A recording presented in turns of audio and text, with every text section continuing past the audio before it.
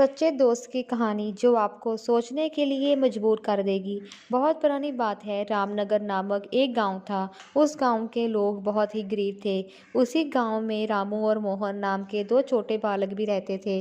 रामू और मोहन बहुत अच्छे दोस्त थे। वे हमेशा एक साथ खेलते थे, साथ में स्कूल जाते, एक दूसरे की हमेशा मदद करते। रामू और मोहन दोनों का पढ़ाई में खूब मन लगता था। धीरे धीरे समय बीत रहा था। एक दिन शहर में रामू के मौसा जी रामू के घर आए।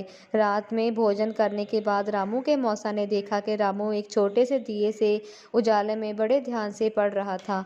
उन्होंने रामू से कुछ सवाल किए, जिसका जवाब रामू ने बड़ी उत्सुकता से दिया। रामू की पढ़ाई में लगन देखकर उसके मौसा जी ने उसको अपने साथ शहर लेके चले गए और एक अच्छे स्कूल में नामकरण करवा दिया। अब रामू शहर के अच्छे स्कूल में पढ़ रहा था, जबकि उसका दोस्त मोहन गांव में उसी छोटे स्कूल में पढ़ रहा था।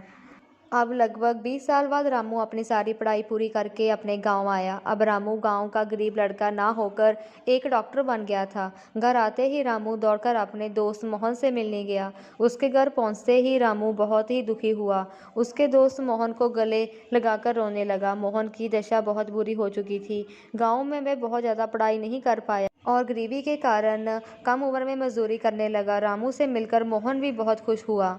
रामू अब एक डॉक्टर बन चुका था। अगर वह चाहता तो शहर जाकर खूब पैसा कमाता, मगर उसने ऐसा नहीं किया। रामू गांव में ही रहकर अपने दोस्त मोहन और पूरे गांव वालों की सेवा करने में लग गया। रामू ने गांव के बगल में एक छोटा सा अस्पताल खोल दिया और अस्पताल का सारा प्रबंधन मोहन को दे दिया। रामू और मोहन दोनों ने खूब मन लगाकर काम किया। कुछ ही सालों में वह छोटा अस्पताल अब बड़ा अस्पताल बन गया। इस प्रकार रामू ने अपने दोस्त मोहन को गरीबी से निकाला ही नहीं, उसके साथ समाज की सेवा भी की।